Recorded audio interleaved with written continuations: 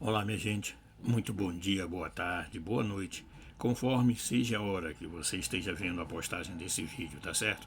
Como sempre, em cada vídeo eu gosto de me apresentar, se é que você não me conhece.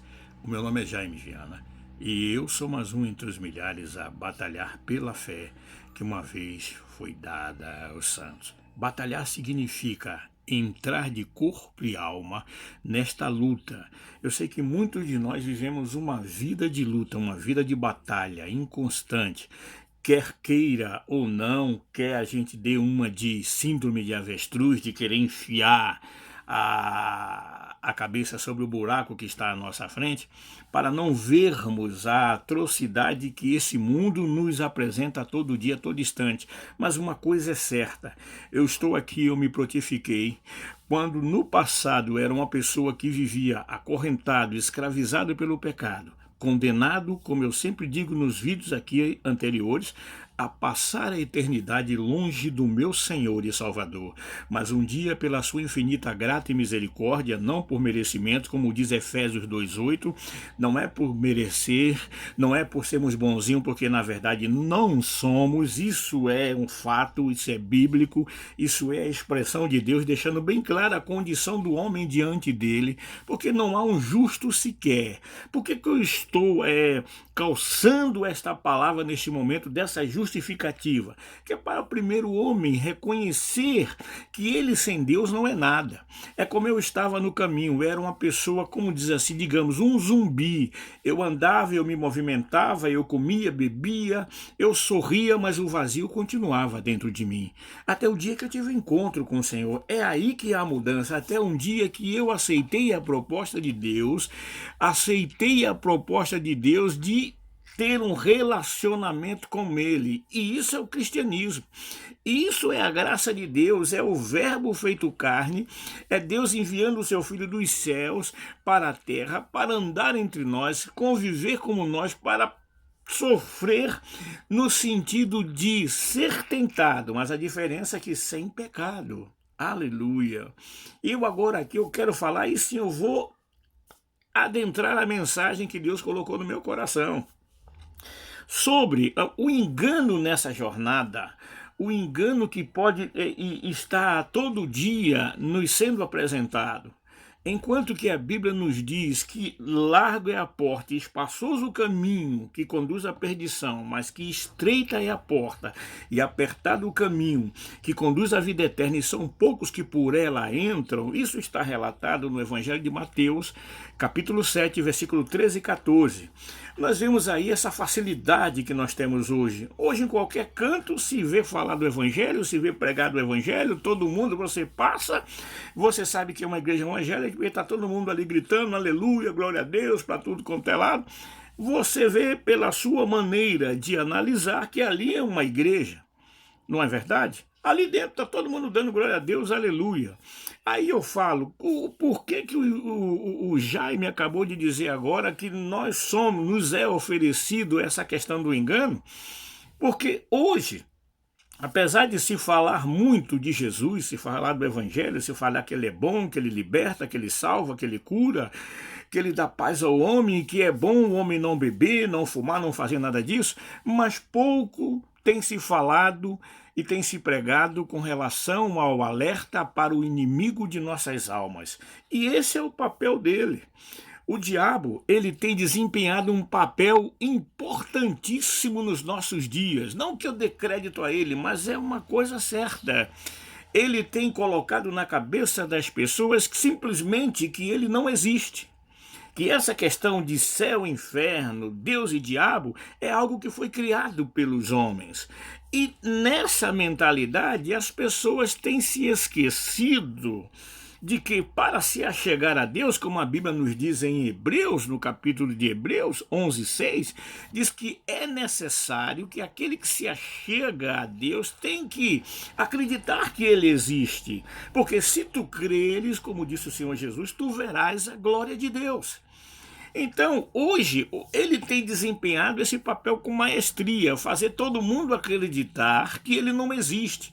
E quando tal obra se concretiza na mente do ser humano, a pessoa acaba se esquecendo daquele que é o libertador, aquele que é o desejado de todas as nações, acaba se esquecendo daquele que um dia veio em carne, desfez as obras do diabo e nos resgatou e abriu as portas dos céus para nós termos livre acesso ao Pai. Esse não é outro senão o nosso Senhor, Yeshua, ou Yeshua, o nosso Senhor e Salvador Jesus, o Cristo, o Filho de Deus, o único, porque Ele ainda hoje é o único mediador entre Deus e os homens.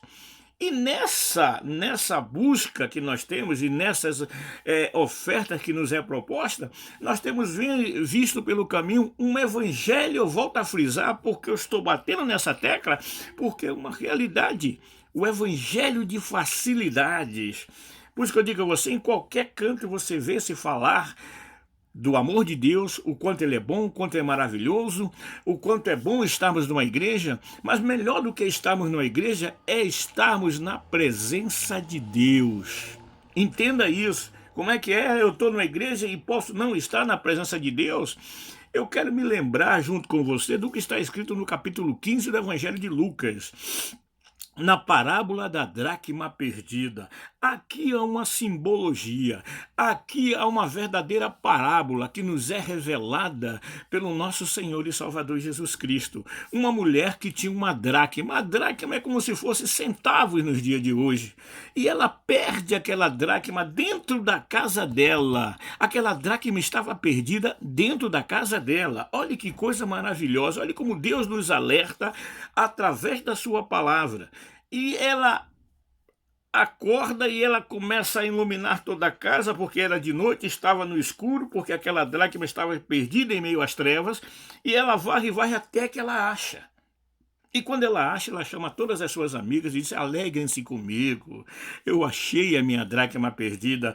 Meu amigo, minha amiga, essa simbologia, essa parábola que ela está mostrando o seguinte: a casa é a casa de Deus, que somos nós, mas a casa de reunião também, ou seja, o lugar de eclésias, é onde o povo de Deus se reúne muitas vezes para cantar e louvar e bendizer ao Senhor, porque um ou outro nós somos fracos, mas juntos, se nós clamarmos, o Senhor manifesta a sua glória sobre nossas vidas. Por isso, como diz o Salmo, é tão bom, ó quão bom e quão suave é que os irmãos vivam em união. O Salmo 133, que é como precioso óleo que desce sobre a barba de Arão, não é verdade? Então aí é que está, aquela dracma é eu, é você, que estávamos dentro de uma igreja, mas ainda não havíamos renascido, tido um encontro com Deus.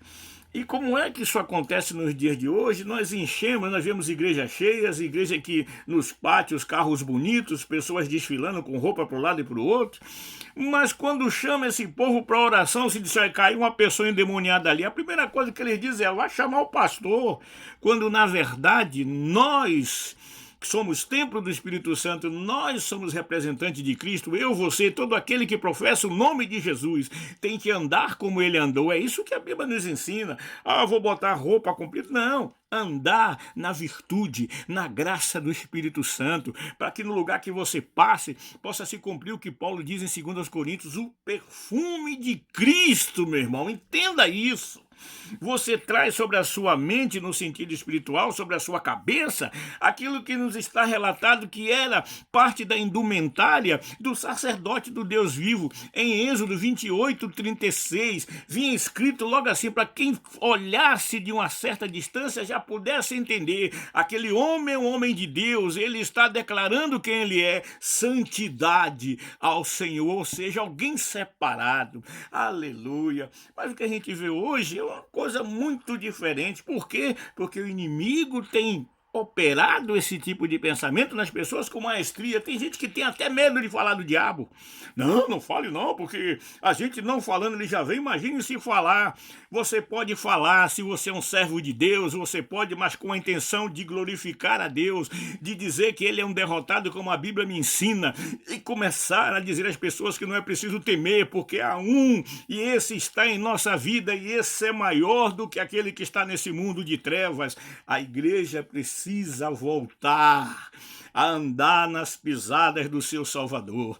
Quando Jesus pegou os seus discípulos, está relatado no capítulo 10 do Evangelho de Lucas, como também está relatado no capítulo 10 do Evangelho de Mateus. Mas eu quero me apegar aqui ao que está relatado no capítulo 10 do Evangelho de Lucas.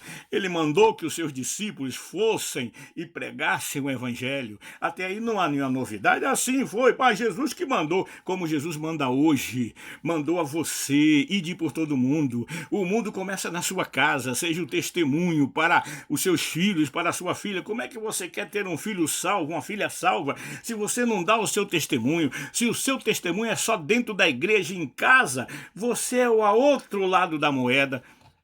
Começa se policiando nesse sentido, pedindo para Deus transformar a sua vida, para que o milagre aconteça, e você vai fechar as portas que têm servido como campo para o Satanás germear na sua vida. Comece a fechar as portas, comece a dizer não a você mesmo e comece a dizer sim para Deus, para que Ele seja glorificado e venha se cumprir em nossas vidas, Isaías 61, para que nós sejamos conhecidos como árvores de justiça, plantação do Senhor, tá certo? Muito obrigado, meu amigo, muito obrigado pela sua atenção, pela sua participação.